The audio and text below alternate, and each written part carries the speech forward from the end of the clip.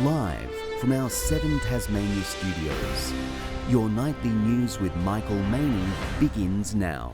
Good evening. Tasmania's continuing housing crisis has dominated day 5 of the state election campaign.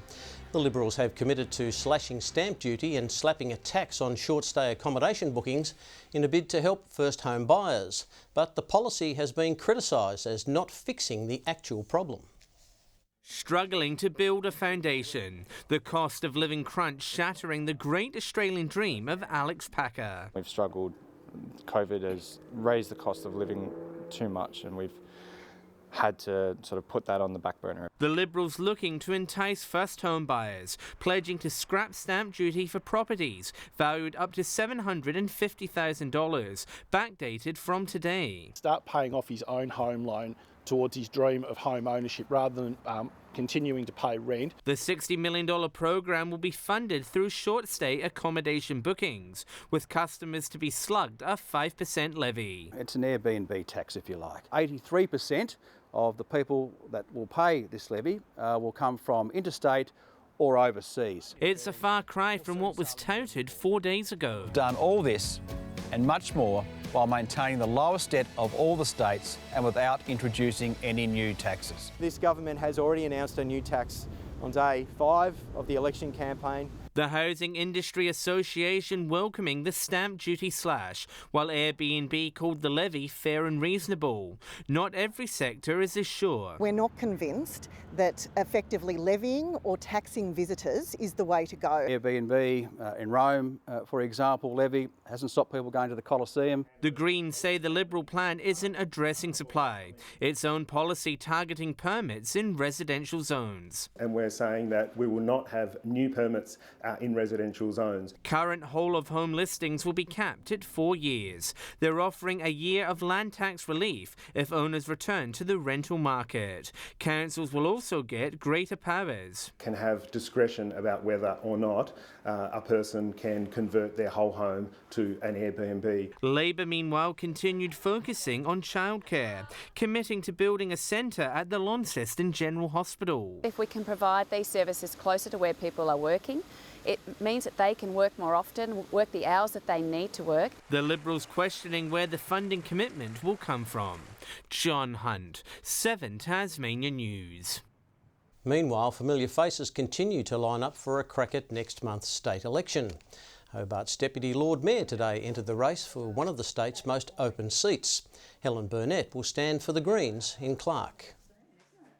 We've heard loud and clear what the main issues are for the people of Tasmania. They're hurting. It's the cost of living, which is a significant issue. Meanwhile, a familiar face is looking for a return to Parliament. Sue Hickey, who served as Liberal Speaker of the House of Assembly from 2018 till 2022, will also run in Clark as an independent. She says voters are sick of the major parties. I think majority government has been a massive fail. What has it done except infighting between the two parties? So it's time to have more collaboration. It comes as the Liberal Party conducts a round of pre-selections today. A man taken into custody at Bothwell yesterday morning has been released without charge. It comes after a male in his 30s died at a large rural property off Highland Lakes Road. Further forensic testing is now underway. A report will also be prepared for the coroner. And if you or anyone you know needs help, contact Lifeline on 13 11 14. A man is in hospital following a serious assault in Hobart last night. Suffering injuries to his torso, the 38-year-old is in a stable condition at the Royal Hobart. Police say the incident happened just before 9 p.m. on Macquarie Street. Anyone who witnessed an altercation in the vicinity of the bus mall is urged to contact the Hobart Crime Investigation Bureau or Crime Stoppers. The Tasman Bridge was closed to motorists this morning, instead busy with two-footed traffic as thousands of athletes legged it across the landmark. Hobart's 15th Run the Bridge attracted its largest field since COVID, with 8 of the top 10 athletes Australian. Making the most of a 3-minute and 53-second head start. 6 elite women off and running in the Think Big Run the Bridge 10K race. And Pompiani goes to the lead. From Bellreeve to Hobart, the men were on their heels. More than 3,500 participants following in their footsteps. Around 300 have come from outside of Tasmania. Around 12 countries represented today, including some of the leaders at the front of the pack. Those athletes will be vying for Olympic selection in Paris this year. Running since 2016, the event is known for its Battle of the Sexes structure. This year's title going to the girls. 19-year-old Ainadis Mabratu first over the line in 32 minutes. The Ethiopian athlete now $8,000 richer. Thank you very much. Ah, well done, well done. Belgian Robin Hendricks conquering the course less than a minute later. So maybe I could catch the first woman, but she was still too fast. Leanne Pompiani placing third. The track a challenge for even local athletes familiar with Tasmania's steep terrain. Beautiful weather, so yeah, it's just the hills, a little bit of a pain. I got a PB, so pretty happy about that. I was a bit worried about the uphills. Many competitors ready to run again. I would like to come back one time, and yeah, we will see next year's. Brianna Boylan, 7 Tasmania News. North Hobart was bursting at the seams today as thousands took to a popular festival. Friends and families lapped up the sunshine at Festa Italia, indulging on authentic food and beverages. The cuisine complemented by live music to keep the fun rolling on for hours.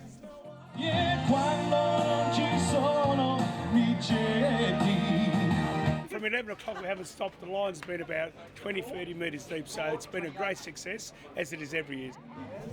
The Liberal Party was also there, committing $50,000 to the festival over the next 4 years if re-elected.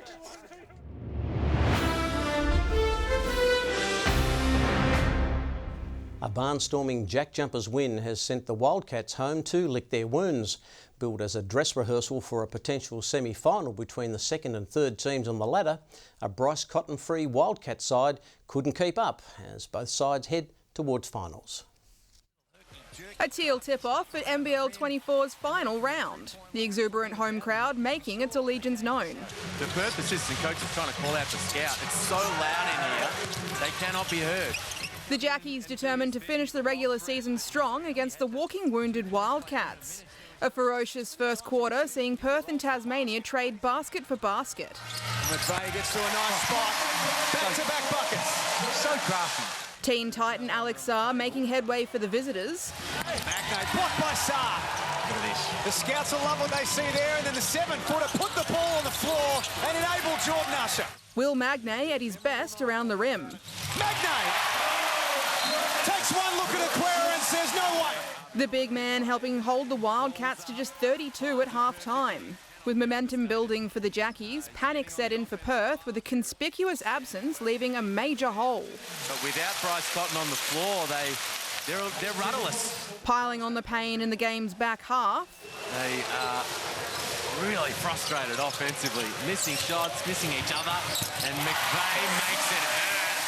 Milton Doyle top scoring with 24, but not immune to the teal round's significance. The initiative spotlighting gynecological cancer. I know for me it hit home. My dad passed away from cancer this year, so for me it was something special to go out here and play tonight. Finishing 86-72 against the league's number 2 team, the Jackies take a 5-game winning streak to the postseason.